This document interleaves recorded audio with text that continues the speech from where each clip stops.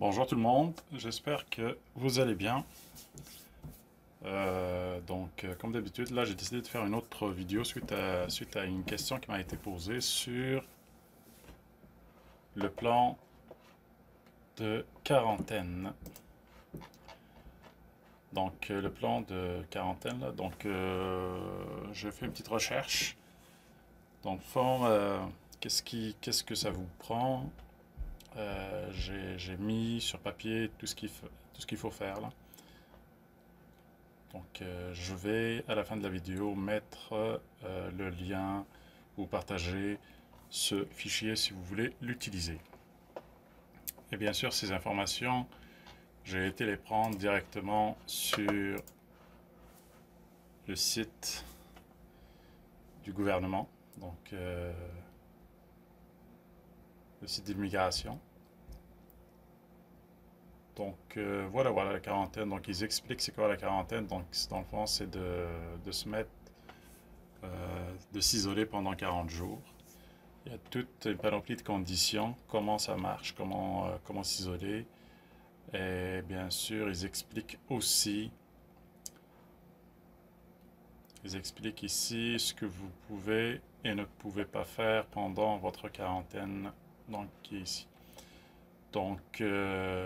Voilà, on peut commencer. Bien sûr, comme d'habitude, pour les nouveaux, je vous souhaite la bienvenue, les nouveaux membres, les nouveaux abonnés, je veux dire. Sinon, si vous aimez la vidéo, ben, écoutez, n'hésitez pas à liker et partager l'information.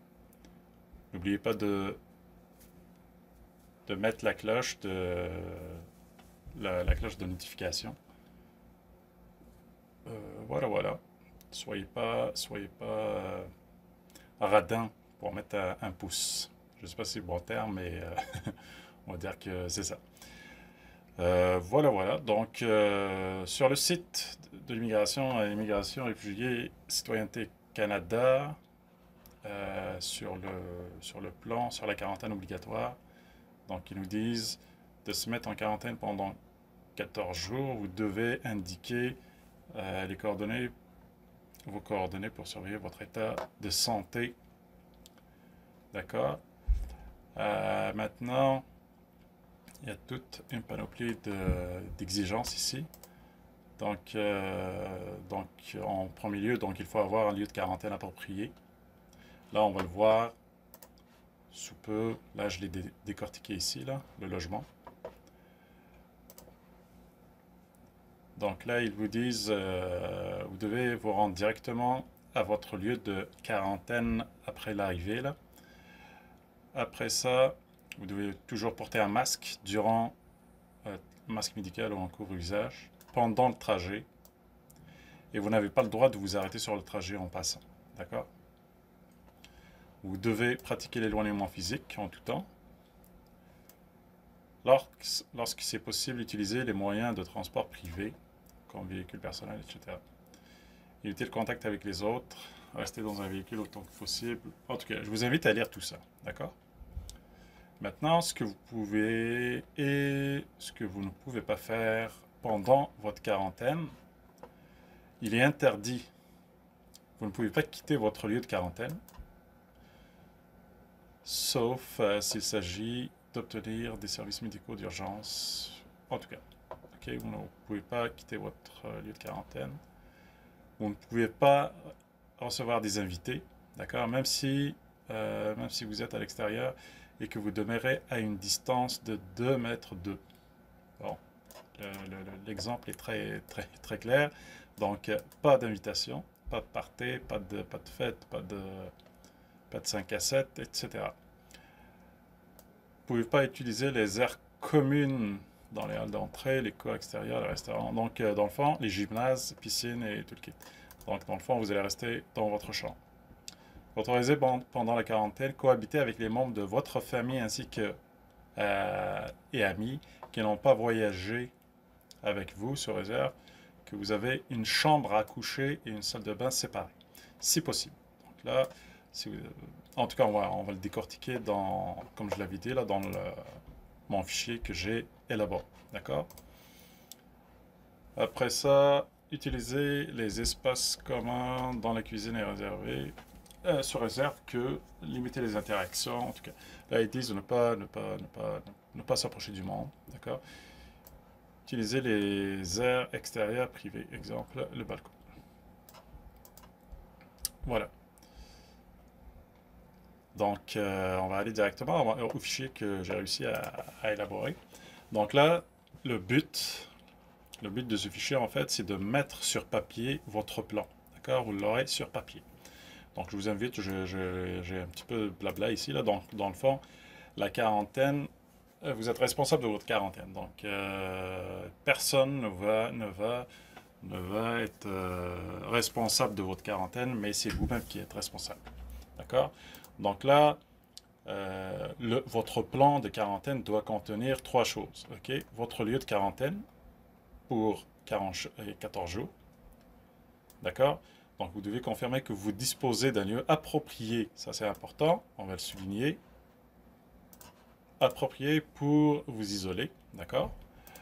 Le moyen de transport de l'aéroport à votre lieu d'isolement. D'accord? Ça, il faudrait l'inclure dans votre plan.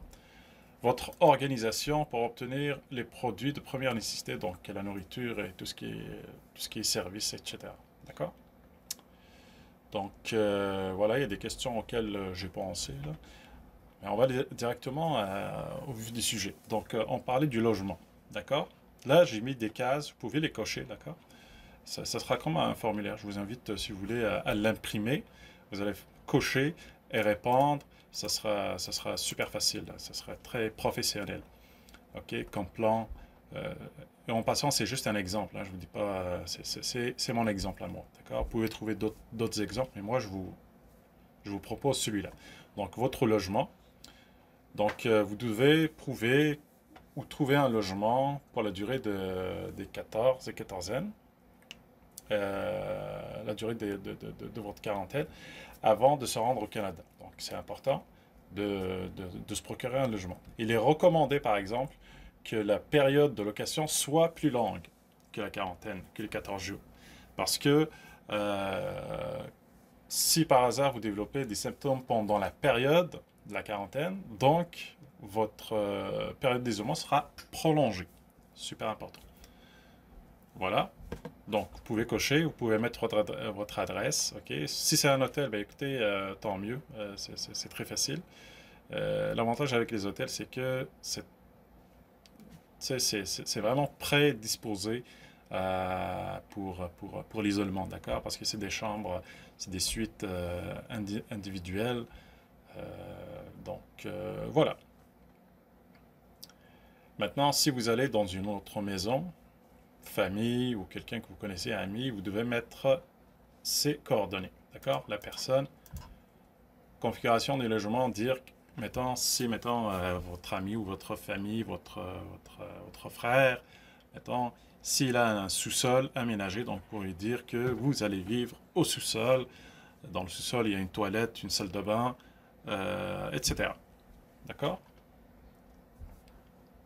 Donc là, pour le hôte, là, regardez, j'ai mis un petit texte. Vais-je habiter avec des amis ou de la famille? Si oui, comment puis-je m'assurer que la configuration du logement ainsi que les services disponibles me permettent effectivement d'être en quarantaine? Donc, toujours le principe d'être en quarantaine, d'être en isolement. D'accord? Attention, il est important de s'assurer que la configuration du logement ainsi que les services disponibles permettent effectivement la mise en quarantaine. Voilà le point 2. Donc là, c'est le logement. Le point 2, c'est le transfert de l'aéroport vers le logement. D'accord? Donc là, j'ai mis quelques points. Là. Ça peut être, vous pourriez partir avec un taxi Uber ou service de covoiturage. C'est une voiture d'un particulier. Ça pourrait être un ami, une connaissance. J'ai mis aussi, je ne prendrai pas les transports en commun. Ça, c'est important parce que c'est interdit. Vous ne pouvez pas prendre les transports en commun. Donc, vous pouvez cocher celle-là. D'accord? Celle-là aussi, vous devez la cocher parce que vous n'avez pas le droit de vous arrêter pendant le trajet. D'accord? Vous pouvez lire ici. Vous ne devez pas prendre les transports en public pour rendre votre logement. Et vous ne devez pas vous arrêter nulle part sur votre trajet. Vous devez également porter un masque ou un couvre-visage lorsque vous vous rendez à votre domicile. D'accord? Donc, important résumé, vous devez, pour le transfert de l'aéroport à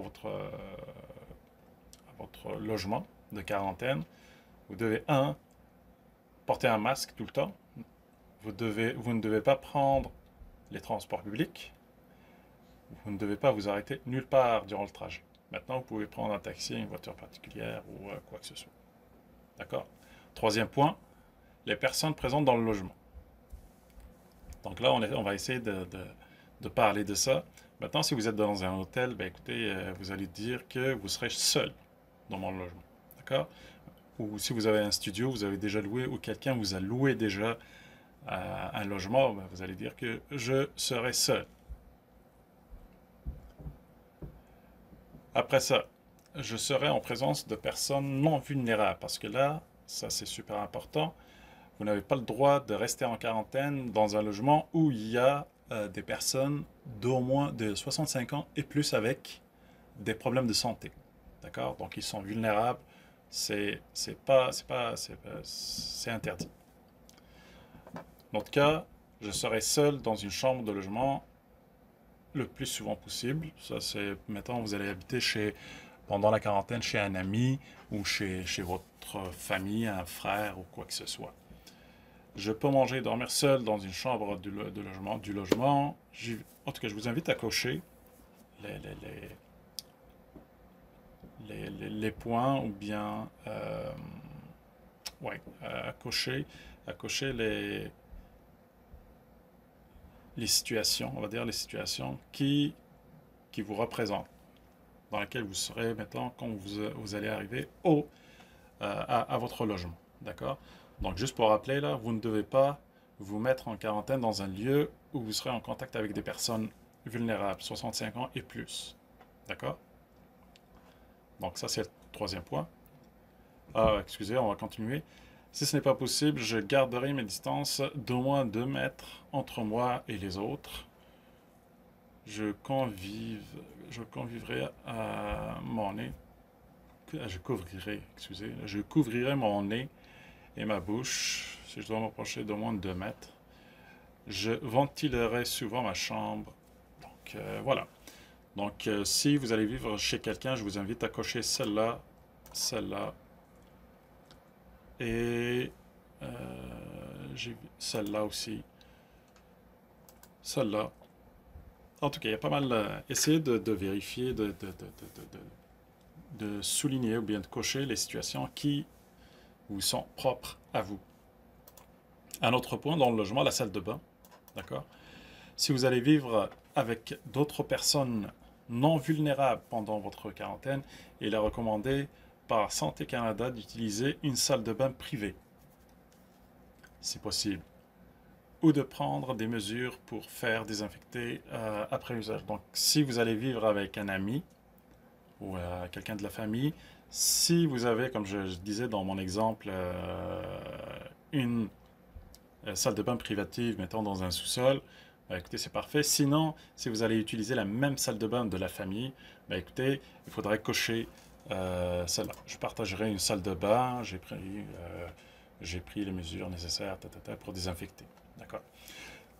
L'autre point, la nourriture et les produits de première nécessité.